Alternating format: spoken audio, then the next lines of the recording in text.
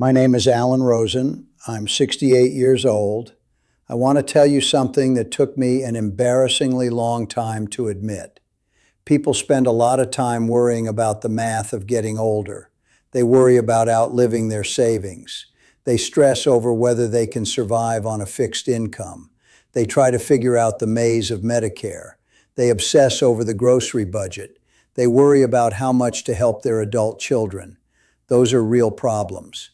I've been broke, real broke. I had absolutely nothing at 31. We were borrowing money to make rent. So I know the difference between having financial problems and not having them. But that's not what almost took me out. The title of this is about a mistake that almost cost me my health. I built a business, ran it for decades, set it up so it didn't need me anymore. And then I walked away, fully funded, perfectly comfortable. We don't think about the mortgage. We don't think about the grocery bill. But within 6 months of having nowhere to be, my body started completely shutting down. I mean, physically breaking down. I ended up sitting in a doctor's office in South Florida. I was hooked up to a blood pressure monitor. It was screaming. The cuffs were tight on my arm. The room smelled intensely like rubbing alcohol. The doctor looked at my chart. He looked at me. He asked me what I did for a living to cause this kind of acute stress. I looked back at him, and I realized I didn't have an answer. I had nothing to do. I had no one waiting for me. I had 0 actual emergencies, and my heart was beating right out of my chest. That's a terrifying place to be. That is the part nobody puts in the brochure. You wake up and the adrenaline is just gone. The phone isn't ringing. There are no fires to put out. And that feels terrible. Not good weird, just weird. You think you want peace and quiet. You spend 30 years fighting for a moment of peace and quiet.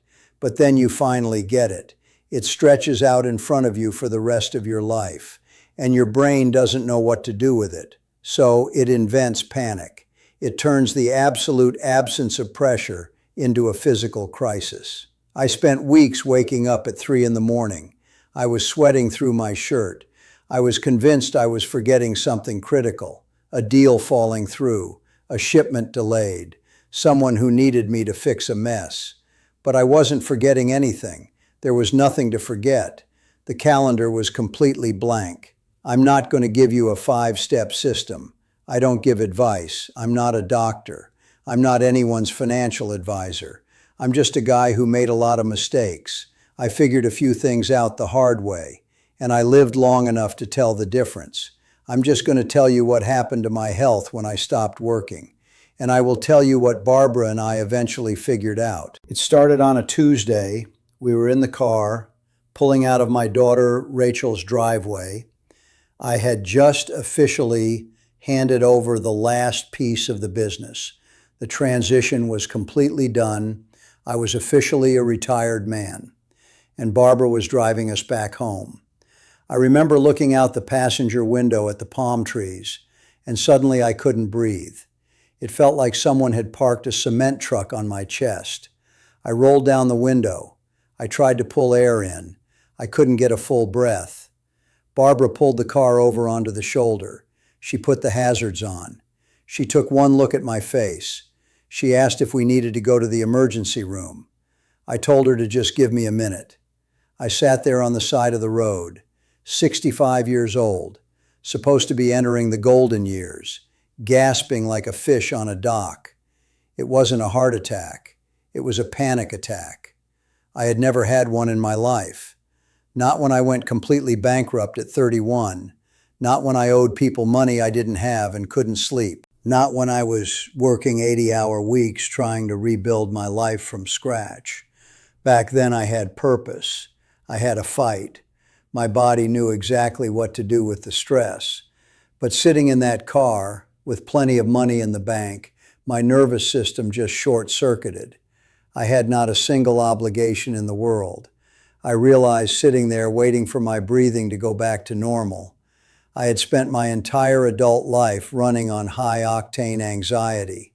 I built that business through a lot of ugly days, phone calls that went nowhere, handshakes that fell apart. I was used to waking up and fighting gravity. Now there was no gravity, and my body decided to manufacture its own emergency. When you take the fuel away overnight, the engine doesn't just idle quietly. It misfires. It tears itself apart. Look, I had to learn how to live in my own body all over again. It wasn't about eating more vegetables. It wasn't about taking a walk. It was deeper than that. So I want to go through 5 things I've noticed about health and retirement. Things nobody warns you about. Things I wish someone had told me before I handed over the keys. I'm going to tell you exactly how it felt, no filter. The first thing I noticed was that my body was actively looking for conflicts. It was craving the chemical rush of solving a problem. Because I didn't have any real problems anymore, I started creating them. I started turning incredibly small things into absolute catastrophes. I'm talking about the grocery store. I went to the supermarket one morning. Barbara told me to get out of the house. She said I was pacing too much and wearing a hole in the living room rug. She gave me a list, 3 items: milk, coffee, and some specific kind of bread she likes. I walked into that store like I was executing a hostile takeover. The fluorescent lights were buzzing. The linoleum floors were too bright. I was pushing a metal cart with a squeaky wheel. I was evaluating the efficiency of the checkout lines. I was getting visibly angry at the teenager restocking the produce. His methodology was flawed. He was stacking apples like he had all day. I found myself gripping the handle of the shopping cart. My knuckles were white, overbred. I couldn't find the exact brand. In the old days, if a supplier didn't have what we needed, I made 3 phone calls. We found a new supplier. We fixed the logistics. Now, I was just a guy standing in aisle 4, staring at pumpernickel, completely enraged. I brought the groceries home and I was exhausted. I sat down at the kitchen island and I was sweating. Barbara came in. She looked at the bags. She looked at me. And Barbara would say, and she did say this right to my face, she said, "Alan, you are treating a trip to the supermarket like it's a board meeting. You're going to give yourself a stroke over rye bread." She was entirely right. That's when I figured out that your brain doesn't just automatically turn off the war footing. If you've been a fighter, your brain keeps looking for a fight. It can't find a competitor or a market shift to battle. So it declares war on the guy in front of you at the deli counter.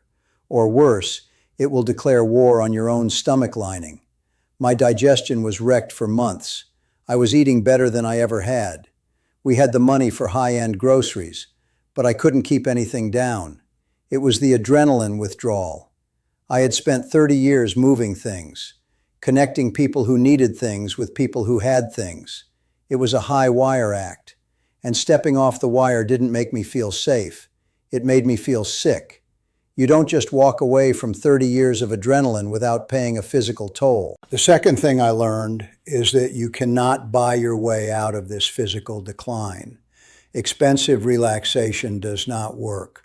I tried. Trust me, I tried. About 3 months into this physical downward spiral, my joints started aching. My lower back was in constant pain. I was waking up stiff every single morning. I convinced myself that I just needed to lean harder into the retirement lifestyle. I needed to relax professionally. So I went out and bought a membership to an exclusive golf and wellness club. It was $45,000 just for the initiation fee. $45,000. Best money I ever spent? No. Absolute worst money I ever spent. I went to the club. They had mahogany lockers with brass nameplates, thick Egyptian cotton towels folded in perfect squares, a guy whose only job was to hand you a bottle of water with a slice of cucumber in it.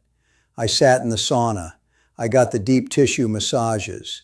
I tried to play golf with guys who had been retired for 10 years, and my back pain got significantly worse. My neck seized up completely.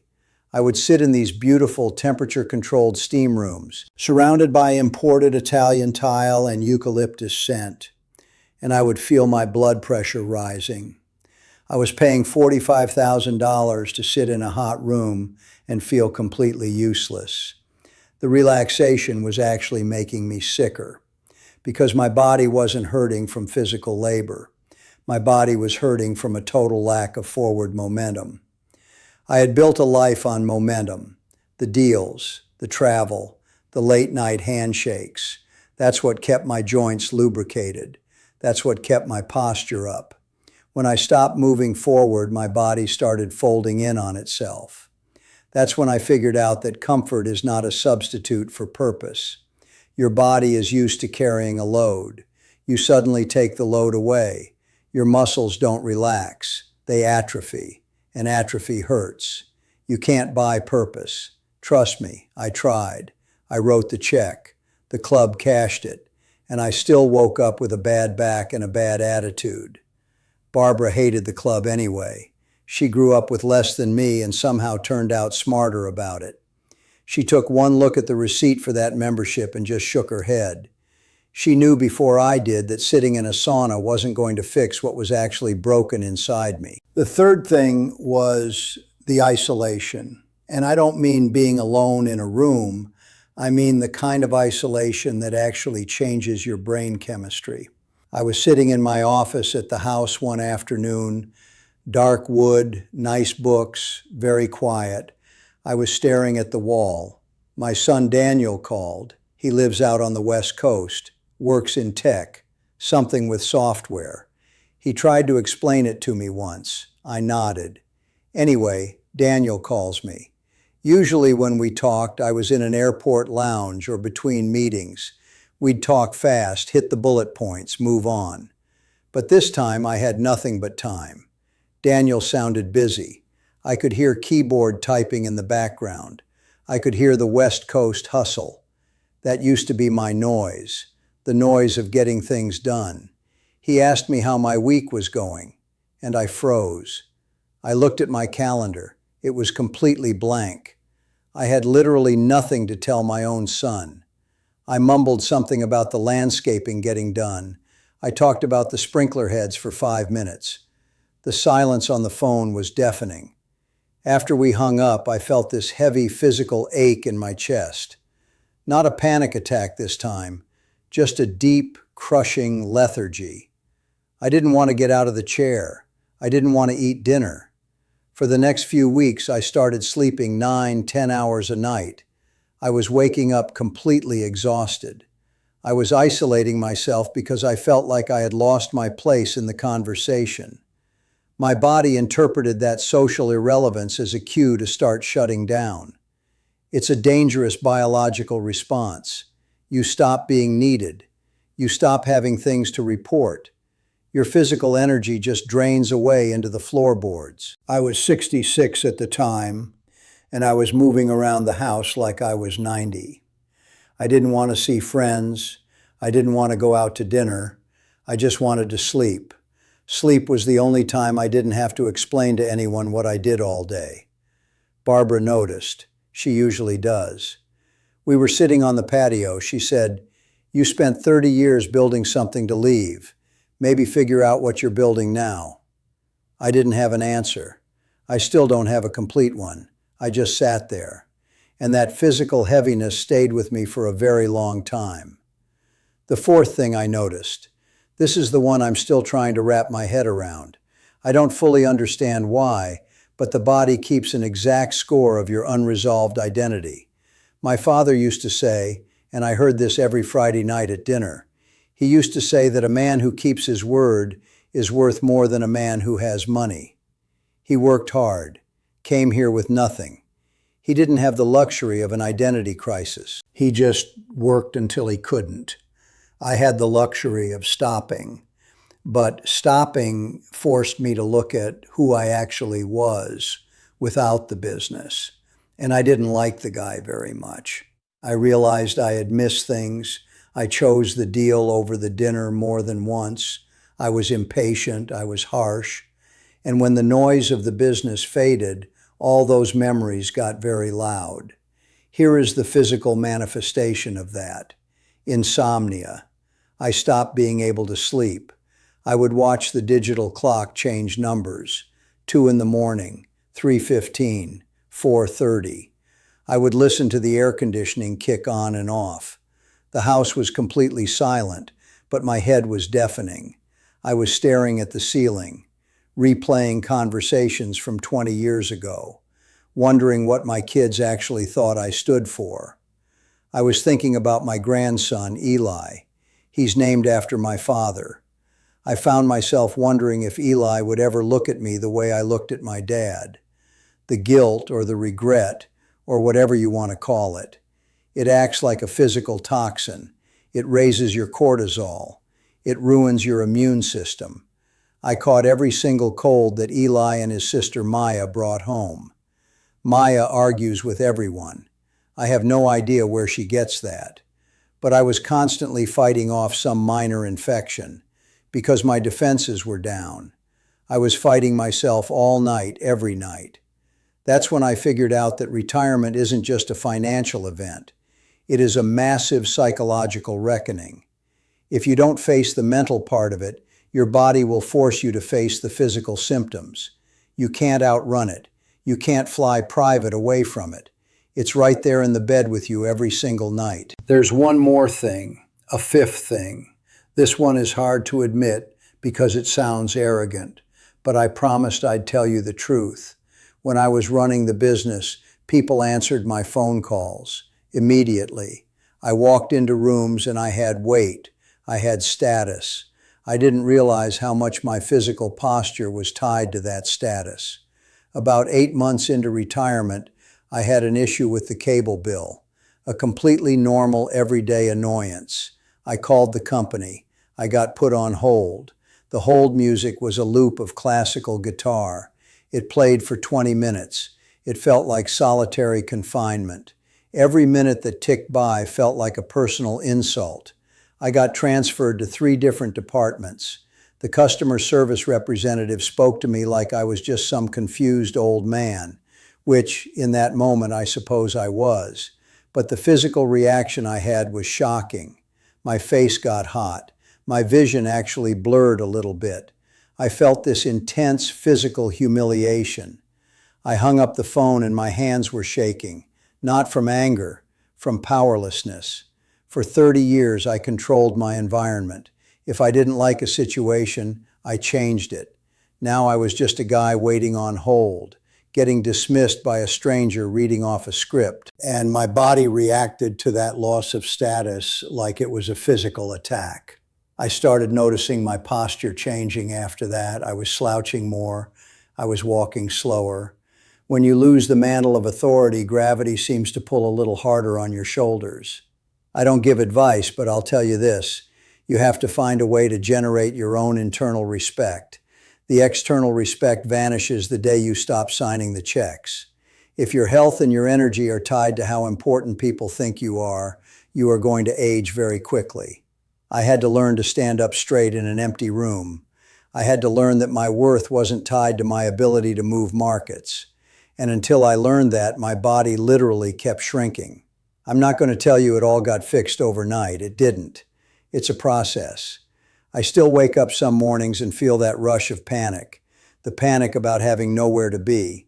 I still have days where I drive Barbara crazy, but the physical symptoms started getting better when I finally stopped fighting reality, when I stopped pretending I was fine. I had to build a new structure, a smaller one. I had to accept that the business was gone. It took time. It took humility, which was never my strong suit, but we're getting there, slowly. I think it's important to just admit that it's hard. The money is real, but so is the panic. Both of those things are true. I keep both in the room. If any of this landed for you, tell me. Leave a comment down below. Specifically, I want to know this. What physical symptom did you get when you finally stopped working? Did your back go out? Did you stop sleeping? Did you start picking fights at the grocery store over absolutely nothing like I did? Tell me where you are in this. I read them. I find those more useful than you'd think. It proves we aren't all just going crazy in a vacuum. It proves that this transition is a physical event, not just a financial one. We spend all this time planning the portfolio